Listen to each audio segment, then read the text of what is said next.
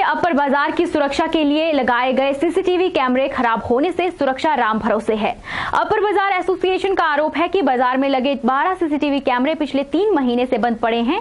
कैमरों की निगरानी और रखरखाव का जिम्मा पुलिस विभाग के सुपुर्द किया गया है ताकि किसी भी वारदात की फुटेज पुलिस के पास मौजूद होने से आरोपी को आसानी से पकड़ा जा सके। लेकिन पिछले 3 महीने से कैमरे बंद पड़े होने के कारण दुकानदारों में खासा रोष है। दुकानदार रोहित बट्टू का कहना है कि शहर में रात के समय बट्टी चोरी की वारदात पर अंकुश लगाने के लिए कैमरे लगवाए गए थे। साथ ही दिन में दुकानदारों से सामान पर हाथ साफ करने वालों पर भी इससे नजर रखने की मदद मिलती है। उनका कहना है कि अगर ऐसे में कोई चोरी की वारदात होती है तो उसका जिम्मेदार कौन होगा। दुकानदारों का कहना है कि चोरों पर निगरानी रखने के लिए कैमरे लगवाए गए हैं, लेकिन ये कैमरे बंद होना लापरवाही का सबूत है। उन्होंने कहा कि अपर बाजार एसोसिएशन को सांसद निधि से 3 लाख रुपए कैमरे लगाने के लिए मिले थे, जो पुलिस प्रशासन के सुपुर्द कर बढ़िया कैमरे लगवाए गए थे, जिसकी निगरानी भी पुलिस को ही दी गई थी। इसलिए इसके रखरखाव की जिम्मेदारी भी पुलिस की ही बनती है। अपर बाजार एसोसिएशन ने सीसीटीवी कैमरा बाजार की निगरानी के लिए लगवाए हुए हैं और इसका पूरा का पूरा कंट्रोल जो है वो पुलिस एसपी ऑफिस में लगा हुआ है और सर्विलेंस वहां से हम जाके देख सकते हैं। लेकिन 3 महीने से, मुझे बड़ा दुख से कहना पड़ रहा है, 3 महीने से कैमरे बंद है और हम किसी प्रकार की दुर्घटना का शिकार हो जाए तो हमारे पास सीसीटीवी की कोई रिकॉर्डिंग देखने के लिए नहीं है। जबकि हमने सांसद निधि से हमने 3 लाख रुपया एसपी ऑफिस में जमा करवा दिया था, उसके तहत हमने ये कैमरे लगवाए हैं। पुलिस कंट्रोल रूम में देखने पर पाया गया कि शहर के अन्य हिस्सों में लगे कैमरे काम कर रहे हैं, लेकिन अपर बाजार के कैमरों में सिग्नल नहीं है। इस मामले पर अतिरिक्त पुलिस अधीक्षक मनमोहन सिंह का कहना है कि अपर बाजार में वाईफाई युक्त कैमरे लगे हैं और ये कहना गलत है कि पिछले 3 महीने से बंद पड़े हैं। वाईफाई कैमरों के सिग्नल में खराबी आने के चलते कई बार ये बंद हो जाते हैं। उनका कहना है कि अगर अपर बाजार एसोसिएशन चाहे तो कैमरों का संचालन अपने अधीन कर सकते हैं।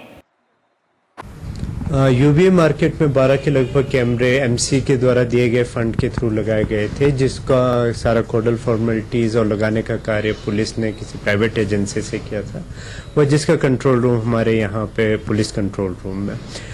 ये हमारा जो पूरा का पूरा सर्विलांस सिस्टम है, ये वाईफाई के थ्रू और राउटर्स के थ्रू है। तो इसमें कई बार तूफान वगैरह आने की वजह से कुछ कैमराज एंड डिश वगैरह हिल जाती है, जिसकी वजह से सिग्नल्स वगैरह इंटरप्ट होते हैं, परंतु उसको टाइमली रिपेयर वगैरह करा के फिर रिस्टोर कर लिया जाता है। 3 महीने में ऐसा कुछ नहीं है कि यूवीए मार्केट के इलाके में या कहीं पे भी हमारे कुछ कैमराज यानी कम्प्लीटली ब्लॉकेज का कुछ नहीं है। कुछ एक कैमराज में कभी कभी टाइम कोई दिक्कत आती है तो उसको रिपेयर करके अकॉर्डिंगली फिर फंक्शन में लिया जाए। भारत सरकार के रसायन एवं उर्वरक मंत्रालय द्वारा direct benefit transfer of fertiliser subsidy की एक महत्वाकांक्षी योजना शुरू की गई है। इसी कड़ी में फॉर्मर ट्रेनिंग सेंटर सुंदरनगर में एक कार्यक्रम का आयोजन किया गया, जिसमें विभिन्न क्षेत्रों से आए हुए 25 परचून खाद विक्रेताओं को 7 लाख रुपए मूल्य की पीओएस मशीनें वितरित की गई। इस दौरान समन्वयक गौरव भारद्वाज द्वारा मशीन का प्रशिक्षण देते हुए बताया कि वाईफाई से युक्त इस मशीन के माध्यम से खाद की बिलिंग, उपभोक्ता किसानों का रिकॉर्ड, सही मूल्य, प्रदेश भर में खाद के सही स्टॉक की जानकारी हर पल उपलब्ध रहेगी। इस दौरान मशीन द्वारा रसीद, आरंभिक स्टॉक रिपोर्ट, बिल रद्द करने का भी प्रशिक्षण दिया गया। वास्तव में जो डीबीटी फर्टिलाइजर जो गवर्नमेंट का महत्वाकांक्षी परियोजना है, उसका मुख्य उद्देश्य सिर्फ यही है कि गवर्नमेंट को कई इनपुट्स मिलते थे विजिलेंस की तरफ से, आईबी की तरफ से।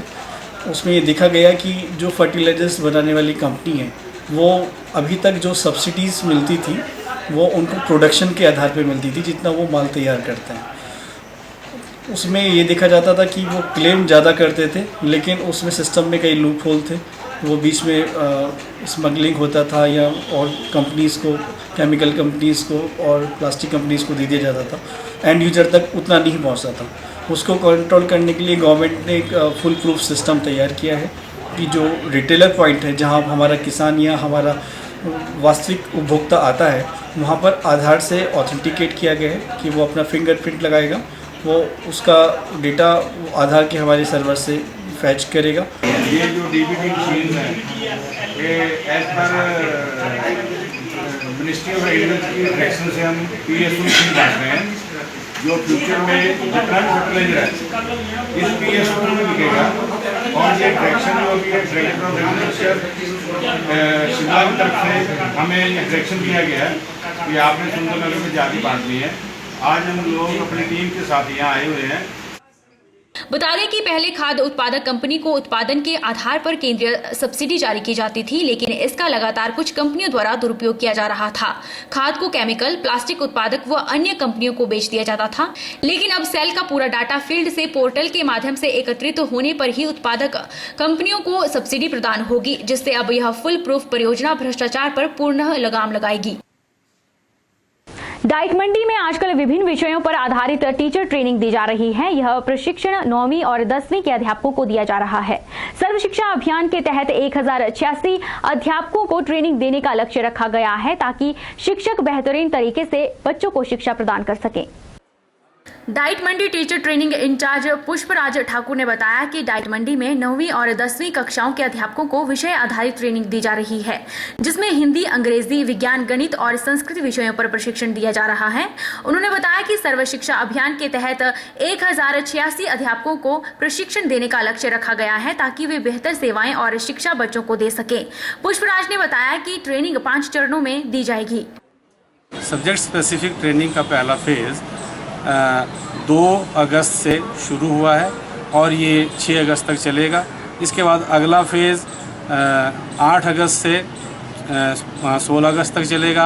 इस तरह 5 फेजेस में ये हमारे 1000 टीचर कवर हो पाएंगे। अभी जो आजकल हमारी ट्रेनिंग चली है, जिस तरह आपने देखा, उसमें सोशल साइंस के उसमें लगभग 60 अध्यापक, इसी तरह हिंदी में 50 अध्यापक, संस्कृत में 40 और साइंस में लगभग 55 अध्यापक अपने अपने विषयों में ट्रेनिंग ले रहे हैं। नवोत्थान सेवा धाम द्वारा मंडी में रक्तदान शिविर का आयोजन किया गया। शिविर का शुभारंभ डीएसपी मंडी हितेश लखनपाल ने किया और रक्तदान भी किया। वहीं इस अवसर पर अन्य लोगों ने बढ़ चढ़कर रक्तदान शिविर में भाग लिया। इस अवसर पर नवोत्थान सेवा धाम के संयोजक ने बताया कि संस्थान समाज सेवा के लिए कार्य कर रही है। इसी कड़ी में आज मंडी के सेरी मंच पर रक्तदान शिविर का आयोजन किया गया, जिसका शुभारंभ डीएसपी मंडी हितेश लखनपाल ने किया। इस अवसर पर उन्होंने डीएसपी और रक्तदान करने वाले सभी लोगों का धन्यवाद किया। हमारी एनजीओ का गत 4 महीनों में यह 18वां कार्यक्रम है। रक्तदान महादान। रक्तदान से किसी व्यक्ति की जान बचाई जा सकती है। वर्तमान समय में इस कलयुग में रक्तदान से बड़ा कोई दान नहीं। मैं अपने डीएसपी माननीय श्री हितेश लखनपाल जी का धन्यवाद करता हूं कि उन्होंने अपना कीमती समय निकालकर इस कार्यक्रम में आए और अपना ब्लड डोनेट किया। इसके साथ ही साथ नवोत्थान सेवा धाम के जितने सभी सदस्य हैं वो डोनर, जिन लोगों ने यहाँ रक्त दिया, मैं उनका भी धन्यवाद करता हूँ। बुलेटिन में इतना ही। आप देखते रहिए HP 24x7।